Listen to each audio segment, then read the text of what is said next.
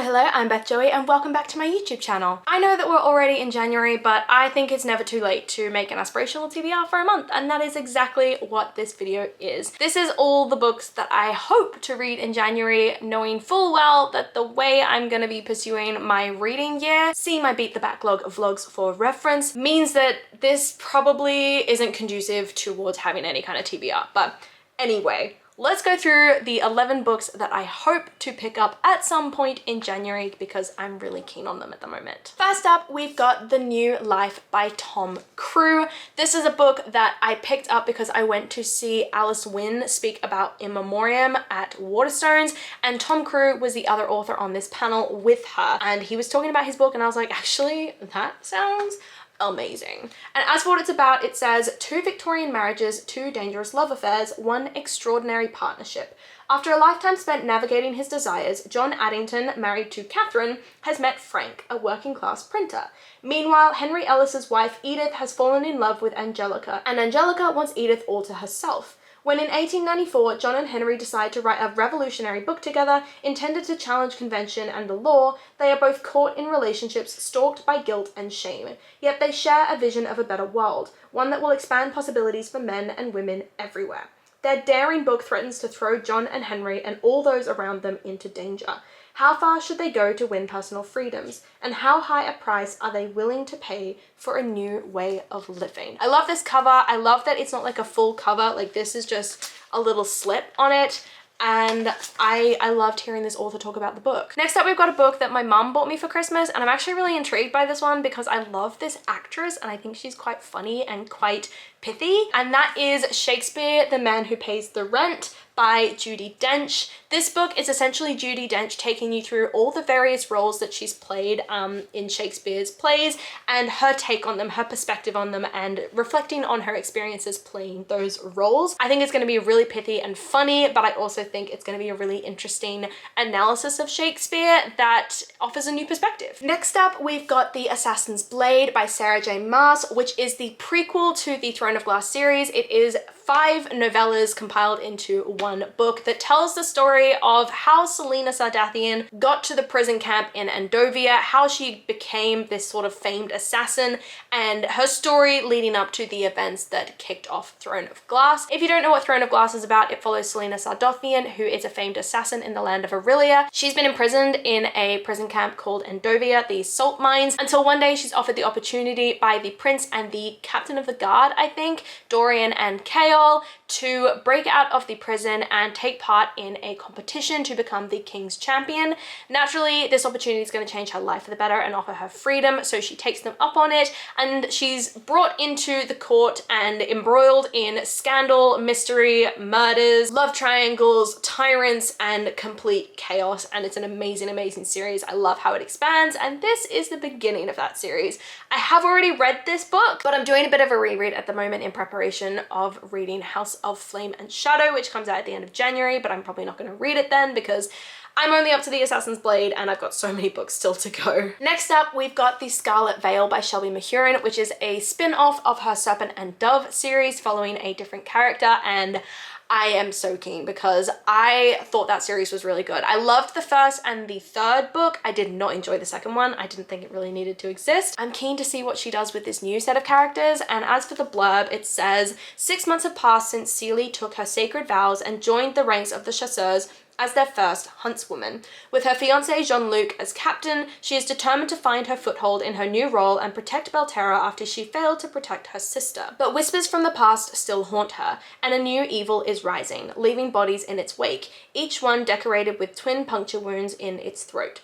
Despite how her friends and fiancé have tried to shield Celie from the darkness, their magic swords and even the light of the endless candles they provide cannot keep her safe from a monster that hides behind beautiful words and sharp smiles. Now Celie has new reason to fear the dark, because something is coming for her, and the closer he gets, the more tempted Celie feels to give in to his dark hungers and her own. It's supposed to be kind of paranormal vampire-y on top of the witchiness that was the first series, so hopefully it's good. Next up, we got a book I picked up at Yalk, and it was an absolute cover buy that I got from the Waterstone stand, and that is Lies We Sing to the Sea by Sarah Underwood. I mean, look at that cover. Isn't it just, well, one, it's reflective, so my camera's not enjoying that, but I just think it's so pretty. As what it's about, it says, in the cursed kingdom of Ithaca, each summer brings the hanging of 12 maidens, a gift to the vengeful Poseidon. For 17 years, Leto has escaped the curse's mark, until now. But death does not claim Leto. Instead, she wakes on a mysterious island, greeted by the immortal Melantho.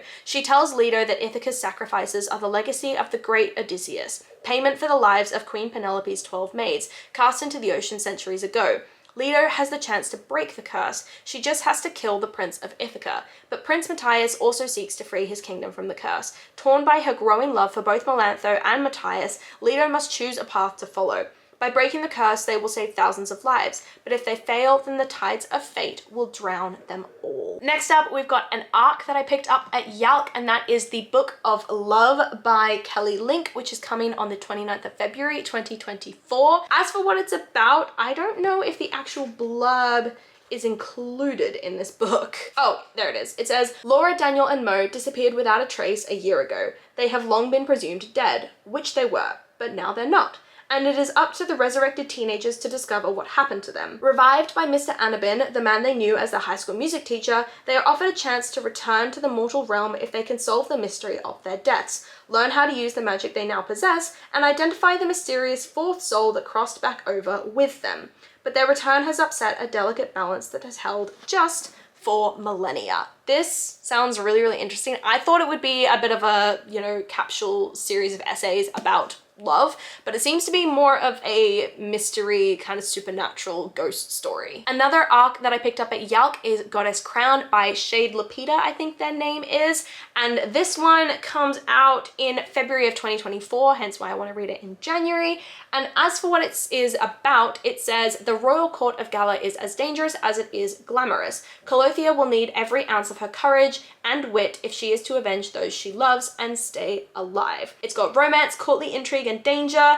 It's a lush setting of Gala, which is inspired by West Africa and is home to a cast of unforgettable characters for fans of twin crowns in this woven kingdom. It's a feminist fantasy, and I can't wait. Next up, we've got a reread for me because I really want to kickstart this series as well as continuing with my Sarah J Maas reread, and that is Shatter Me by Tahara Murphy. As for what it's about, it says, a fragile teenage girl is held captive, locked in a cell by the re-establishment, a harsh dictatorship in charge of a crumbling world. But Juliet is no ordinary teenager. One touch from her can kill. The re-establishment wants to use her as a weapon, but Juliet has other plans. After a lifetime without freedom, she's finally discovered the strength to fight back and to find a future with the one person she thought she'd lost forever. The last physical book, but we've got a couple of Kindle ones still to go, is Pride and Premeditation by Tirzah Price. I was very much enthralled by the cover on this one and the fact that it's kind of a murder mystery inspired by Jane Austen, which sounds intriguing. It says 17-year-old aspiring law student Lizzie Bennet and young fledgling lawyer Mr. Fitzwilliam Darcy go head-to-head in a murder case that has shocked London high society. But as the case and her feelings for Darcy become more complicated, Lizzie discovers that her dream career could make her happy, but it might also get her killed. I mean, doesn't that just sound really exciting? The second last book on this list is Funny Feelings by Tara DeWitt, and it says, when falling in love is the punchline. Farley Jones is a loud, chaotic, and hilariously clever stand-up comedian on the way to stardom. The only thing she loves more than the rush of telling jokes in front of a revved-up audience is her hot older manager Maya, though he doesn't have a clue. Keeping her feelings hidden from him is agony. A tragedy even. In lieu of flowers, please send cash. But Maya has been Farley's closest and most treasured friend, not to mention vital to the trajectory of her career. She can't risk ruining their relationship by telling him how she truly feels. After all, who else would have the patience to put up with a hot mess like her?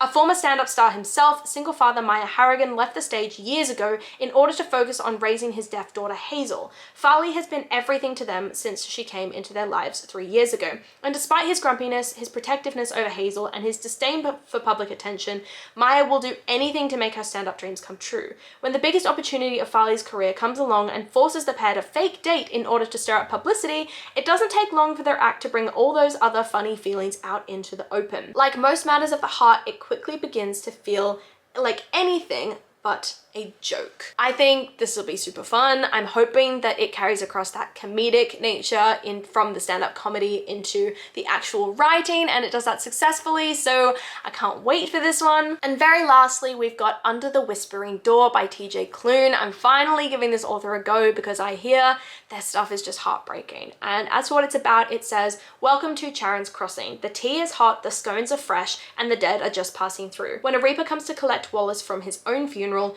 Wallace begins to suspect he might be dead. And when Hugo, the owner of a peculiar tea shop, promises to help him cross over, Wallace decides he's definitely dead. But even in death, he's not ready to abandon the life he barely lived. So when Wallace is given 1 week to cross over, he sets about living a lifetime in 7 days. Hilarious, haunting, and kind, Under the Whispering Door is an uplifting story about a life spent at the office and a death spent building a home." I mean, to me, that already sounds like it's gonna make me cry. I've got goosebumps just thinking about it, and that is the last book that is on my sort of aspirational TBR for January. As always, let me know if you've read any of these books and what you thought of them and which ones you think I should prioritize, or just let me know what you're reading at the moment, loving it, hating it, all that kind of thing. Come and chat to me in the comments down below. I love talking to you guys, and I do my best to reply to every single comment. I really hope that you enjoyed this video, and if you did, please do let me know by liking, subscribing, and hitting that notification bell all down below. It's a super easy way to help my channel grow, and I will see you lovely people in my next video. Bye!